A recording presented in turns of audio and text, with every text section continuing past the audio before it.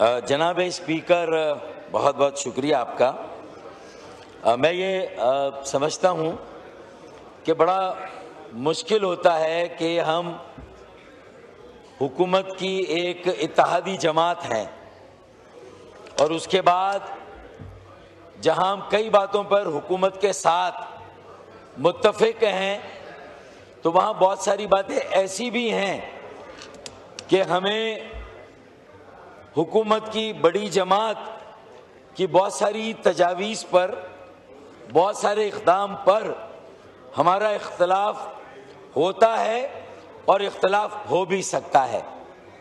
तो इसलिए भी अगर मैं अपनी गुफ्तगू करूं तो कहीं ना कहीं मेरी तनकीद मेरे इत्तेहादी भाइयों को थोड़ा तकलीफ दे सकती है, जिसके लिए मैं उनसे पेशगी माजरत चाहता हूं।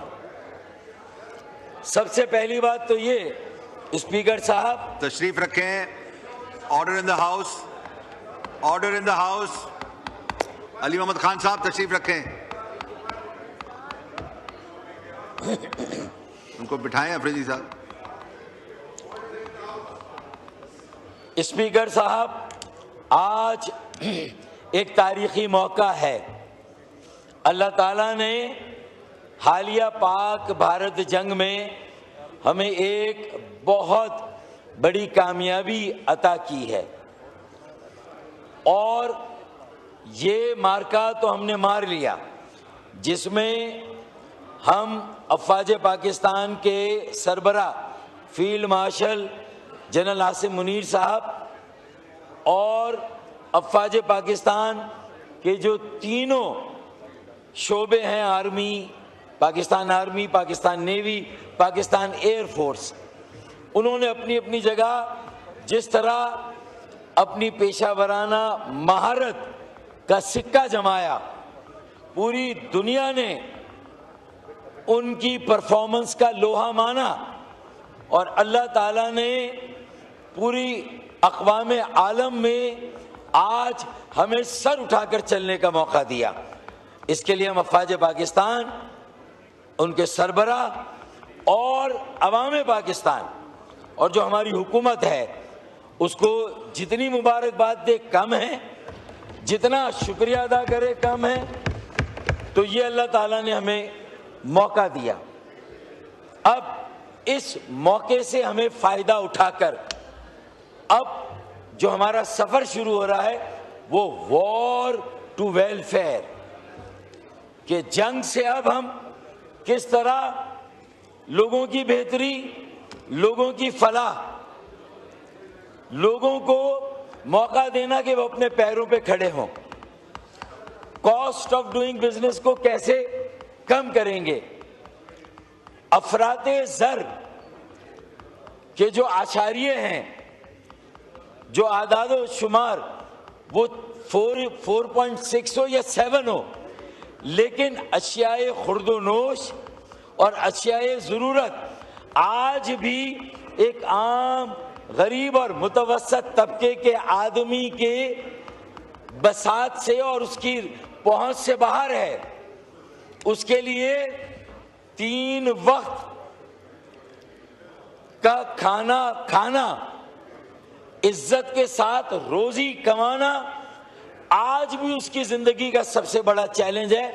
और ये पाकिस्तान के जो पॉवर्टी लाइन से जो नीचे हैं, सिर्फ वो नहीं, लोअर मिडिल क्लास और मिडिल क्लास से ऊपर भी एक तबका है जो अपनी सफेद पोशी के भरम को किसी तरह भी कायम रखने की कोशिश कर रहा है। मैं इस बात को सराहता हूं कि बहुत सारे इक़दामात बहुत मस्बत और बहुत खुशाइंद पेशरफ्त है। मसलन तनख्वाहदार तबके को जो रिलीफ दी गई और 6 लाख से 12 लाख, अब 5% से टैक्स नहीं देना बल्कि 1% के रेट से टैक्स देना। एक नहीं, 6 से 12 आप देख लें इसको। 6 से 12 1% के हिसाब से अब टैक्स देना है, 5% से नहीं। ये वजीर खजाना की वफाकी जो बजट की तकरीर है, वफाकी वजीर खजाना, उसमें भी ये दर्ज है। तो स्पीकर साहब, ये रिलीफ अपनी जगह है। कुछ कॉरपोरेट सेक्टर को रिलीफ दी गई है। इसी तरीके से हाउसिंग के शोबे को भी रिलीफ दी गई और जो 7% की एक्साइज ड्यूटी थी ये कम की गई।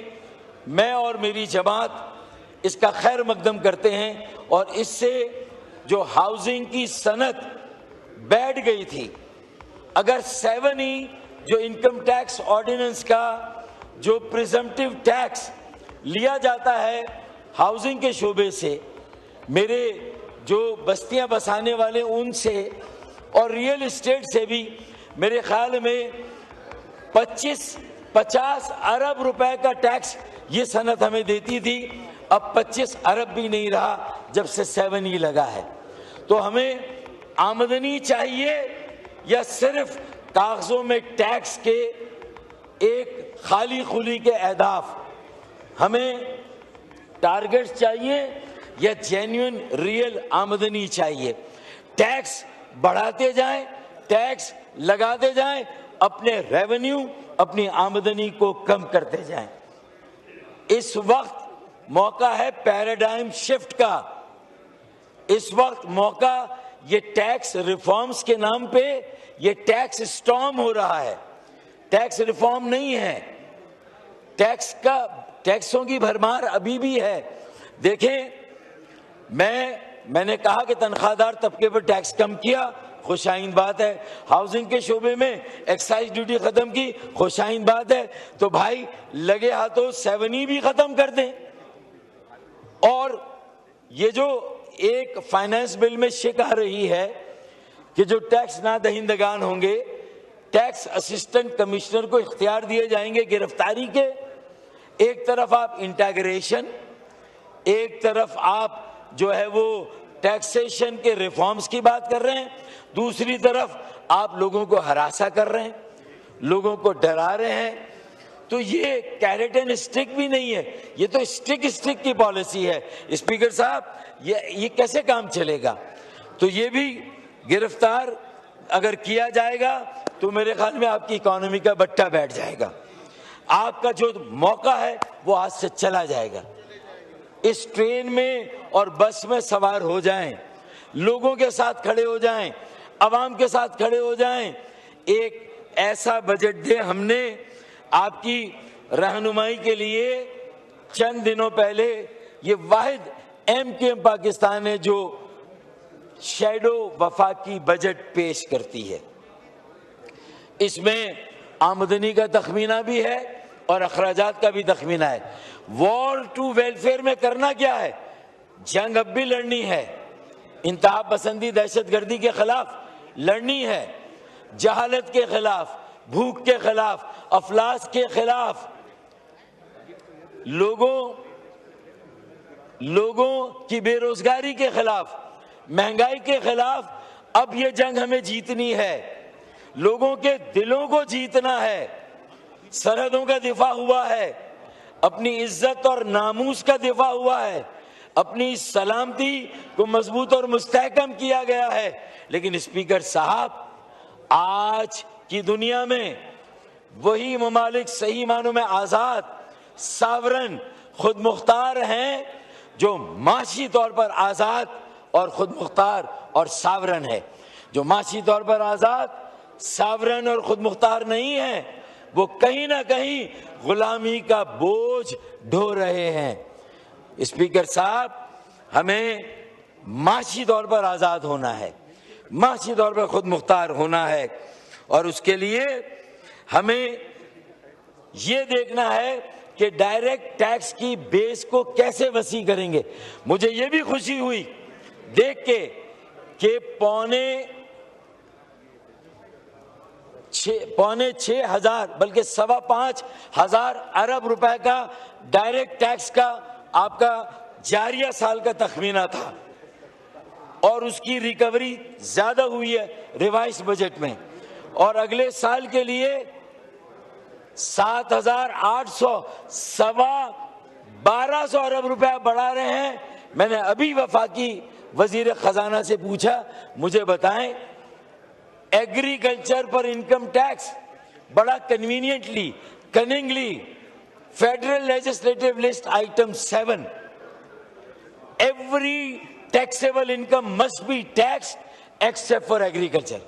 छोटे जमींदारों को छोड़ दें, अगर तनख्वाहदार तबके पर 6 लाख से ऊपर टैक्स है 1%, 12 लाख तक, उसके ऊपर 2.5%, हर जगह शरह को कम किया गया। आप किसानों, हारियों, जमींदारों पर आप टैक्स की सीलिंग को 50 लाख कर दें, लेकिन जो 50 लाख से ऊपर करोड़ों, अरबों और खरबों की आमदनी है, क्यों इस उज़्र और बहाने के पीछे छुपते हैं कि ये टैक्स सूबाई है। फेडरल लेजिस्लेटिव लिस्ट में इसे सूबों को दिया गया, ये लोगों को उलझाया जाता है, IMF को भी बेवकूफ बनाया जा रहा है, सबकी आंखों में धूल झोंकी जा रही है। और ये सिर्फ हमारी हुकूमत नहीं, बल्कि इससे पहले PTI की हुकूमत भी, उससे पहले पीपल्स पार्टी की भी हुकूमत थी, किसी हुकूमत ने यह फैसला नहीं किया। स्पीकर साहब, आपके पास 10,000 तरीके हैं, आप चारों सूबों से आर्टिकल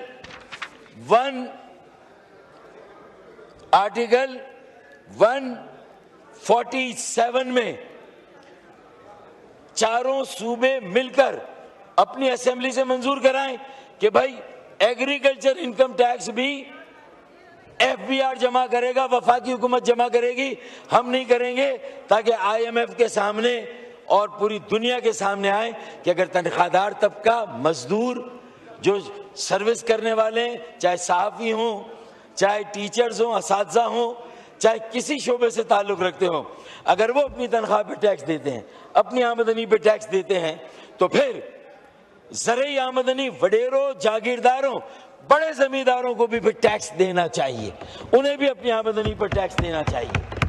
ये कैसे हो सकता है? अगर ये नहीं होगा तो खुदा की कसम ये स्टेटस को खत्म नहीं होगा। ये नाइंसाफी अगर कायम रही तो आम आदमी भी फिर क्यों टैक्स दें, फिर रिटेलर भी क्यों टैक्स दें, फिर नॉन फाइलर भी क्यों फाइलर बने। आप कोई वजह तो बताएं कि वो टैक्स क्यों दें। हाँ, ताजरों से कहें, रिटेलर से कहें, रियल एस्टेट से कहें, ब्रोकर से कहें, बिल्डर से कहें कि वो भी अपनी आमदनी को बतदरीज सही आमदनी को जाहिर करना शुरू करें। अगर अपनी सही आमदनी, असल आमदनी को शो करना शुरू करेंगे तो खुदा की कसम इस मुल्क की तकदीर बदल जाएगी।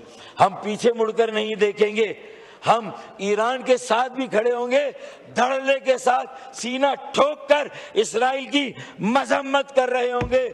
और पाकिस्तान के जरी अवाम इंशाअल्लाह ताला कोई ऐसा वक्त आया अगर पूरे उम्मते मुस्लिमा पर, तो इंशाअल्लाह ताला वो अपने ईरानी भाइयों और अपने दीगर भाइयों के साथ खड़े हैं और खड़े होंगे इंशाअल्लाह ताला। जहां मजम्मत करते हैं इस्राइल की इस जारियत की, इस्राइल की सफाकी की, दरिंदगी की, दहशतगर्दी की, फाशिज्म की, वहीं पर उसे ये पैगाम भी देते हैं कि पाकिस्तान हर तरह से, पूरी तरह से अपने ईरानी भाइयों के साथ है, गजा और फलस्तीन के भाइयों के साथ है। लेकिन स्पीकर, सूबे की लायबिलिटीज के मलबे में इस टैक्स को दबाया जाता है। तो स्पीकर साहब, मेरा एक पॉइंट तो ये था। दूसरा, आर्टिकल 160। अब मैं आता हूं कि पिछले साल जब आप डिफॉल्ट के करीब थे तो फिर हम हाय कार करते थे, आसमान सर पे उठाते थे और हम कहते थे कि चार्टर ऑफ इकोनॉमी होना चाहिए।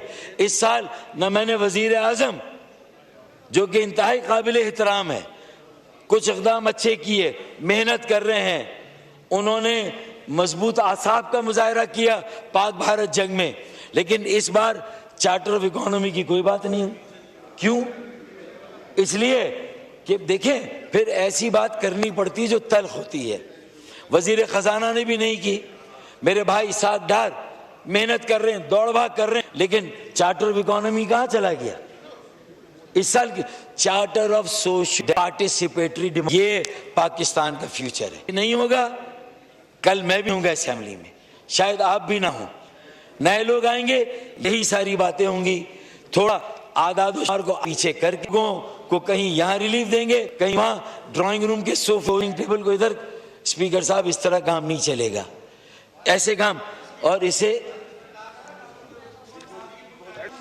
अच्छा आप सोचो, तशरीफ रखे अफरीदी साहब, सोचो, इस तरह नहीं होता, आप खामोश रहे। बोले ना socio economic justice, socio economic reforms, socio economic development charter, participatory democracy chart, NFC पर कोई बात 2008 में, उसके बाद से अब तक एनएफसी नहीं हुआ। हमने प्रपोज किया है आईनी तरमीम में, यह है पार्टिसिपेटरी डेमोक्रेसी, जिसमें China, South Korea, Malaysia, Philippines, चेपिद्दी शोरबा, वियतनाम, आज उनकी एक्सपोर्ट 200-300 अरब डॉलर है और हम आज 30 अरब डॉलर पर हम रुके हुए हैं। स्पीकर साहब, हमारी 1 million bale cotton, 1 million bale cotton से बांग्लादेश 6.5 अरब डॉलर कमाता है।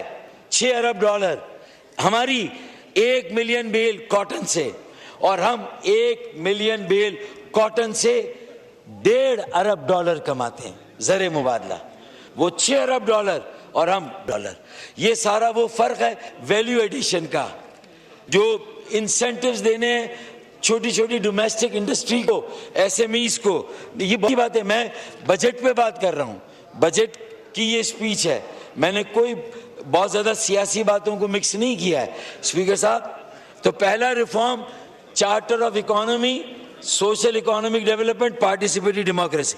दूसरा एनएफसी, और एनएफसी में 60 clause 2 sub clause D president को इख्तियार देता है कि वो अपनी तरफ से कोई भी एजेंडा को दे, 8वां एनएफसी कायम कर दे, उसकी मीटिंग कराए, और आर्टिकल 160 क्लॉज 2 क्लॉज डी के तहत इख्तियार दें कि जनाब सिर्फ मरकज से सूबों को वसाइल की तकसीम का फार्मूला ना दें, बल्कि मरकज से बराह रास्त पाकिस्तान के 130 शहरों और 130 जिलों को भी उसी फार्मूले के मुताबिक, अगर 5.5 करोड़ आवाम 2023 की मरदमशुमारी के मुताबिक सिंध में रहते हैं, तो अल्हम्दुलिल्लाह ऑफिशियल मरदमशुमारी 2 करोड़ 5 लाख कराची में भी रहते हैं, जो कि सिंध का हिस्सा है, इंटेग्रल पार्ट है।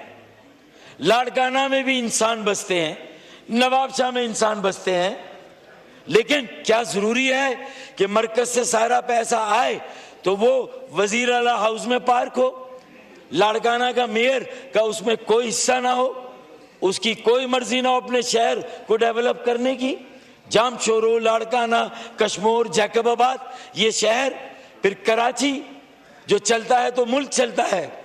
कराची जो आपकी मईशत का हब है, जो तरक्की का इंजन है, और वो मैं बहुत ही दुखे हुए दिल के साथ कहता हूं, with a very heavy heart, कि वो माजरत के साथ तमाम बड़ी जमातों की नजर में, उनकी पॉलिसी में, उनके इक़दाम में लोएस्ट प्रायोरिटी पर है, निचली तरजीह पर है। एक कंसेंसस है नेशनल कि कराची को, अब कराची में सिर्फ उर्दू बोलने वाले मेमन, गुजराती, मारवाड़ी नहीं रहते, अब वहां पर मेरे सिंधी भाई भी रहते हैं, बलोची, सराइकी, हजारेवाल, कश्मीरी, गिलगिती, बिल्ती, पाकिस्तान की हर जबान बोलने वाला, हर इलाके का पाकिस्तानी, गिलगित का, ट्राइबल एरिया का, सब रहते हैं। असल पाकिस्तान अगर कहीं है तो वो कराची में है, और उसी पाकिस्तान के लिए 3.5 अरब रुपए K4 के लिए हमने वजीर आजम से बात की, उन्होंने कहा नहीं रखेंगे 30 अरब। 20 अरब तो रखेंगे और जितने चाहिए इस साल मंसूबा मुकम्मल करेंगे। जून 2026 में इंशाअल्लाह मुझे भी यकीन है कि हम और PMLN मिलकर कराची के 4 करोड़ आवाम को 26 करोड़ यौमिया इजाफी पानी फराम करेंगे इंशाअल्लाह। बस शेर पढ़े भाई, शेर मैं कर रहा हूँ, लेकिन मेरी बातें अहम है, मुल्क के लिए अहम है, कौमी यकजहती के लिए अहम है, मैं सबकी बात कर रहा हूँ। अगर गिलगित बल्तिस्तान को दे 50 अरब रुपए आप दे रहे हैं, आजाद कश्मीर को 50 अरब रुपए दे रहे, बहुत अच्छी बात है। 70 अरब रुपए जमशुदा जिलों को दे रहे हैं, 70 अरब जमशुदा दे। फिर कराची को भी तो एक ब्लॉक एलोकेशन में अर्बन पैकेज के नाम पे नहीं, K4 के नाम पे नहीं, सर्कुलर ट्रेन के लिए, सीवेज निकासी आपके लिए और लोगों को इंसेंटिव देने के लिए कम से कम 400 से 500 अरब रुपया, इसलिए कि आपके 19,000 अरब रुपए के टैक्स और नॉन टैक्स महासिल में टैक्स और नॉन टैक्स महासिल में 19,000 अरब रुपए में कराची का कंट्रीब्यूशन तकरीबन 9 से 10,000 अरब रुपए है। जिस शहर का कंट्रीब्यूशन 10,000 अरब रुपए हो, 60 से 70% हो, कराची और हैदराबाद के मुंह के जैसे ऊंट के मुंह में जीरा भी नहीं दिया जाता। तो आप बताइए कि ये शहर कैसे अपने फारूक भाई माइंड अप करें, जारी और सारी रख सकता है। स्पीकर साहब, बहुत अहम बातें हैं। Socio economic charter, NFC, empowerment of local government. मैंने अभी आपको एक हरी किताब दिखाई यहाँ पर। ये आईनी तरमीमी बिल पास करेंगे तो पाकिस्तान में जमहूरियत मजबूत होगी, मुस्तहकम होगी। हर जिले के लोग अपनी तकदीर के मालिक बनेंगे, अपने फैसले खुद करेंगे। स्पीकर साहब, बिजली तेल गैस की कीमतों में कम करें, मैंने उसका तरीका। और एक बात और आखिरी बात, प्लीज आखिरी बात जी, हाँ, एक देखें, बिजली के 200 यूनिट इस्तेमाल करने वाले उनका औसत बिल 5,000 या 6,000 का आता है, 200 यूनिट। और अगर वो 201 गलती से इस्तेमाल कर लें, वो भी 6 माह तक 200 ना किया, रोजा टूट गया बीच में गलती से, तो बस उसकी सजा। ये कैसे मुमकिन है कि 205 यूनिट है, अब मेरा बिल आएगा उस स्लैब से जिसमें मुझे 10,000, 8,000, 225 से ऊपर है तो मुझे 10,000, 250 से ऊपर है तो 12,000, 200, 300 के करीब 300 यूनिट है। सुने स्पीकर साहब, 300 यूनिट है तो 14,000। ये गरीब आदमी को मार रहे हैं। आप 4 स्लैब्स बनाएं, 200 से 225, 225 से 250, 250 से 275 और 275 से 300। आप देखें, लोग आपके साथ खड़े हो जाएंगे। बेनजीर इनकम सपोर्ट प्रोग्राम, आपके कई लोगों से मेरी बात हुई, मैं आपके तवज्जुह से, आखिरी बात है प्लीज, हाँ, मुखातिब आपके तवज्जुह से, आपके तवज्जुह, मैंने पहले ही करेक्ट कर लिया। हाँ है वो तो सूबाई हुकूमत में भी है। हाँ, चट भी मेरी, पट भी मेरी, दोनों हाथ घी में, अब चेयर को एड्रेस करें, वाइंड अप करें प्लीज। जी स्पीकर साहब, मैं ये कह रहा था कि देखें, बेनजीर इनकम सपोर्ट प्रोग्राम पे इस साल 700 अरब रुपए दिए जा रहे हैं। अच्छा, अभी ख्वाजा आसिफ ने भी कहा कि एक ही फैमिली में भी कई लोग ले रहे हैं, कोई स्क्रूटिनी करें, कोई पार्लिमानी कमेटी बिठाएं, है? हाँ। No cross talk, no cross talk. देखें, ये रूल्स के खिलाफ है। अब सूरत हाल क्या है स्पीकर साहब? देखें, गौर करें कि मेरी बात को मानते हैं मेरे भाई, जो अजरा पीछो साहिबा हैं, फरियाल साहिबा हैं, मानते हैं, वो कहते हैं बात सही, इस पे सोचना चाहिए। और आपके कई लोग कि बेनजीर इनकम सपोर्ट प्रोग्राम को 3 में डिवाइड कर दें, 200 अरब रुपया रख दें बेनजीर इनकम सपोर्ट के लिए, 200 अरब रख दें बेनजीर इनकम जनरेशन प्रोग्राम पर, जनरेट करें, लोगों को अपने पैरों पे खड़ा करें, उन्हें छोटे कारोबार का मौका दें, जो स्टार्टअप्स हैं ठीक उसके है, लिए ठीक है, शुक्रिया, शुक्रिया फारूक भाई। बस अब नहीं, बस अब प्लीज, आधा घंटे से ज्यादा हो गया है। अभी और देखें, और मेंबरान ने भी बोलना है। नहीं, आधा घंटा हो गया है बस।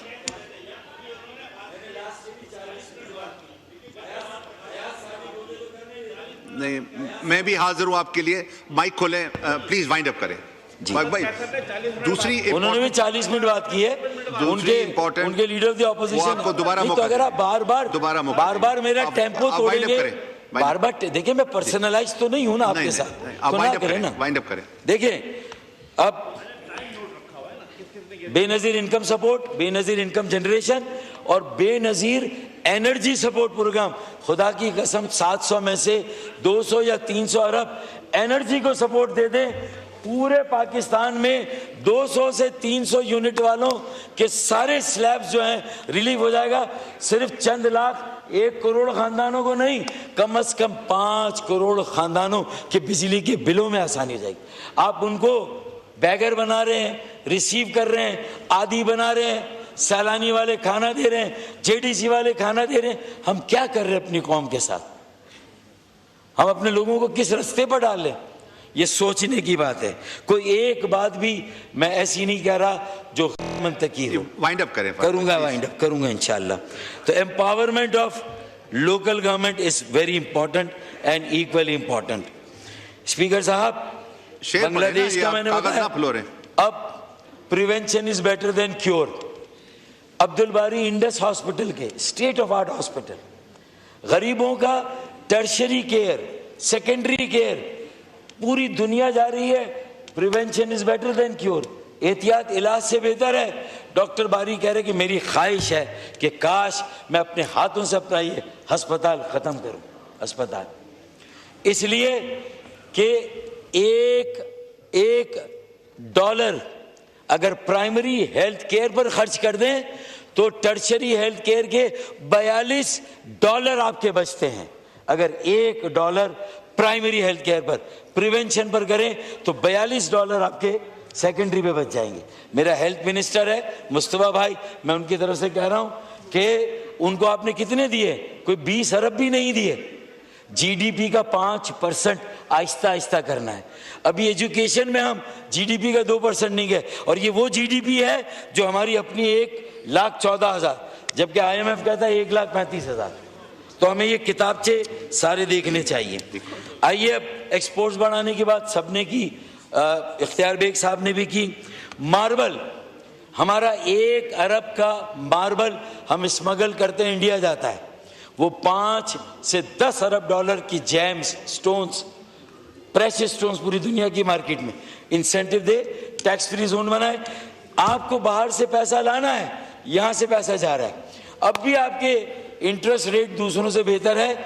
अगर 1 करोड़ रुपया कोई रखता है और उसको 9 लाख रुपए साल में मिलेंगे सूद के या मार्कअप के, तो उस पर 30% का टैक्स है। जिसने अपनी रकम पाकिस्तान में, काहे का टैक्स? क्यों टैक्स? वो पैसा आपको काम आएगा। आप लोगों को कहें बाहर से अपना पैसा पाकिस्तान में मुंतकिल करें। भाई बाहर क्यों रखा हुआ है? यहां दे, इंसेंटिव दे। उन्हें कहेंगे अगर आपका पैसा यहां है, आप काम करेंगे, टैक्स हॉलिडे देंगे। पूरी दुनिया ने ये किया, हमसे आगे निकल गए। हम कहां पर रह गए? ये एक कराची का और पाकिस्तान का बेटा, एक कराची की जमात, हैदराबाद की जमात, फिर हैदराबाद का क्या असर किया? Load shedding, energy load shading.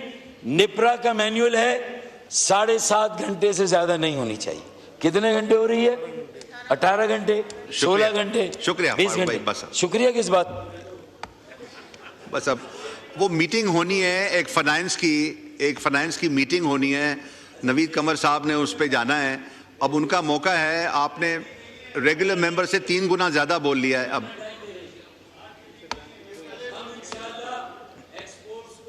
ये फाइनल, ये आखिरी करें बस। 1 मिनट है, मैं बंद कर रहा हूं माइक। 30 अरब से 50 अरब डॉलर तक ले जा सकते हैं। और फॉरेन रेमिटेंस का एक आपको छक्का मिला है।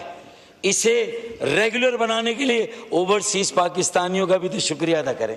किया है आपने, लेकिन सिर्फ ज़बानी जमा खर्च अरे कोई इंसेंटिव दे, आए ये जमीनें हैं फ्री में ले, लो कॉस्ट हाउसिंग स्कीम बनाए आधी, और आधी पे प्रॉफिट कमाए, विन विन सिचुएशन, पैसा पाकिस्तान में आएगा। यार बिजनेस माइंडेड बने भाई, बिजनेस माइंडेड बने मेरे भाई, कर रहा हूं भाई। अब आप non PTA phone, non PTA smartphones 1,65,000 duty, खुदा की कसम 50,000 कर दे बिलाल कियानी, आज 50,000 कर दो ड्यूटी, 50,000 कर दे, मैं गारंटी से कहता हूं 50 अरब रुपए आपको 10 दिन के अंदर मिल जाएंगे। ये 50 अरब का रेवेन्यू आप। शुक्रिया फारूक साहब, शुक्रिया जी। नवीद कमर साहब, बस अब हो गया, आपने खुद कहा था कि 1 मिनट में आप वाइंड अप करें। नहीं ये 2 मिनट, नहीं नहीं नहीं, बस अब हो गया ना, आधे घंटे से ज्यादा हो गया अब जी। मैं फारूक सत्तार साहब, आपके लिए बहुत एहतराम है, आप पार्लियामेंट को समझते हैं, आपसे ज्यादा कौन और समझता है। वो आप बैठ जाए ना फाइनेंस मिनिस्टर के साथ और नोट्स उनके साथ एक्सचेंज कर लें। 2 मिनट के बाद मैं बंद कर दूंगा जी। शुक्रिया, चले माइक खोले। 2 मिनट। देखें, सोलर पैनल पर इख्तियार बेग ने सही कहा कि 18% आप उस पर भी टैक्स लगाएं जो सोलर पैनल इंपोर्ट हो रहे हैं, उस पर भी लगा दें, और जो लोकल मैन्युफैक्चरिंग है उस पर क्या उज़र दिया है कमाल का। अरे भाई इधर भी माफ करे, उधर भी खत्म करे, ऑल्टरनेट एनर्जी, ग्रीन एनर्जी पे जाने नहीं जाना। तो मतलब national blue economy, coastal life, marine life, आपकी मछलियां, आपके झींगे दूसरे डीप सी में आके सारे आपके झींगे मछलियां ले जा रहे हैं, और हम जो है वो सिर्फ देख हाथ पर हाथ मल के बैठे हुए हैं। फिर उसके बाद एक आखिरी बात सुन लें, नेट मीटरिंग इस्तेसाल। 2.5 लाख लोग कराची में नेट मीटरिंग पर सोलर पैनल लगाकर बैठे हैं, अपनी जरूरत से ज्यादा बेच रहे हैं, उन्हें बिजली 9 रुपए की बढ़ रही है, वो हुकूमत को, केई को और वापडा को 27 रुपए की बेच रहे हैं। 9 रुपए की उन्हें बढ़ रही है, वो 27 रुपए की बेच रहे हैं, हम आवाम को 35 की बेच रहे हैं, और उस पर टैक्स भी है। यानी 9 रुपए की उन्हें बढ़ रही है, घर में बिजली मुफ्त 9 रुपए की, और बेचो। यानी जिनके पास क्लिफ्टन डिफेंस में सब ने सोलर पैनल लगा लिए, इसलिए कि बिजली ले भी रहे बेच भी रहे, कारोबार मिल गया। तो यार इन चीजों को सोचें अल्लाह के वास्ते हैं। M9 हमारा इनका मरगूब और पसंदीदा मंसूबा, ये पता नहीं 10 अरब रखे, 15 अरब M6 में रखे हैं, M6 में रखे, M9 तो रखा ही नहीं है।